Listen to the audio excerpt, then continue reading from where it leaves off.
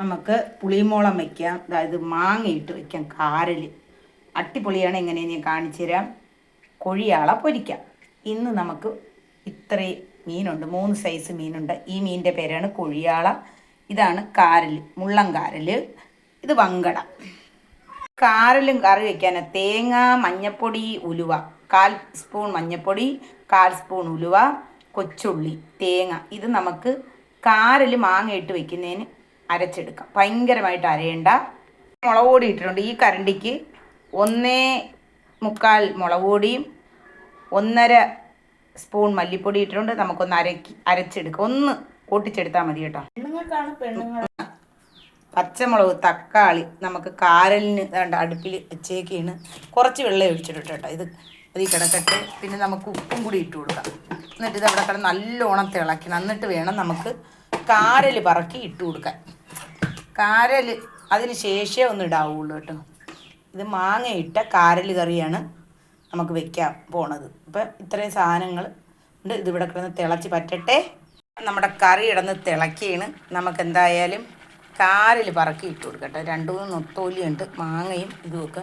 എന്നിട്ട് എന്നിട്ട് ആദ്യം ഒന്ന് ഇളക്കുന്നതല്ലാതെ പിന്നെ ഇളക്കാനേ പാടില്ല കേട്ടോ. നമ്മൾ ഈ ചട്ടി കൈ കൊണ്ട് തന്നെ ചെറുതായിട്ട് കറക്കി കൊടുക്കുക. ഉപ്പ് നോക്കുക.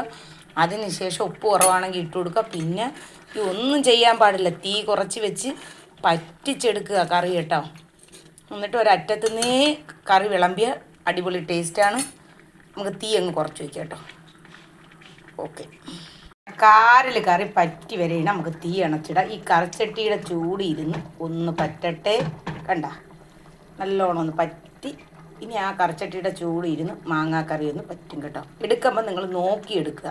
കരണ്ടിയിട്ട് ഇളക്കാതെ ഒരറ്റത്തുനിന്നേ കോരിയെടുത്താൽ ഒരു കാരലും പൊടിയത്തില്ല. നമ്മൾ തീ അണച്ചിട്ടിട്ടുണ്ട്. അവിടെ കിടന്ന് ആ ചട്ടിയുടെ ഇത് കൊണ്ടൊന്ന് പറ്റട്ടെ.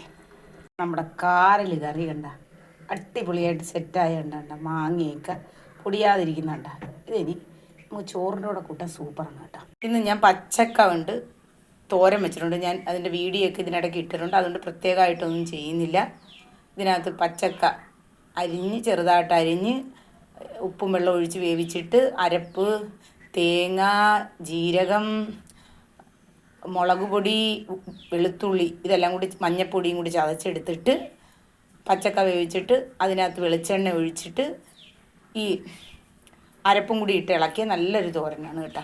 ഈ മുളത്തിനാണ് മുളകുണ്ട്, 2 കരണ്ടി മുളക് പൊടി, 1/2 കരണ്ടി മല്ലിപ്പൊടി, പുളി, പിന്നെ കപ്പ ഉള്ളി, പിന്നെ നല്ല മുളക്. ഇനി ഒരു അരമുറി തക്കാളിയും കൂടി ഇതിൻ്റെ കൂടെ അരിഞ്ഞിടും. എന്നിട്ട് അരയ്ക്കും കേട്ടോ. തക്കാളിയും കൂടി അരിഞ്ഞിട്ടിട്ടുണ്ട്. നമുക്ക് വങ്കടയ്ക്ക് പുളിമുളത്തിന് വേണ്ടി അരച്ചെടുക്കാം കേട്ടോ. മുളത്തിന് കലക്കി വെച്ച് ഉപ്പിട്ട് കൊടുക്കാം. നമുക്ക് ഉപ്പിട്ട് കൊടുത്തിട്ട് തക്കാളി ഇട്ട് കൊടുക്കാം കേട്ടോ.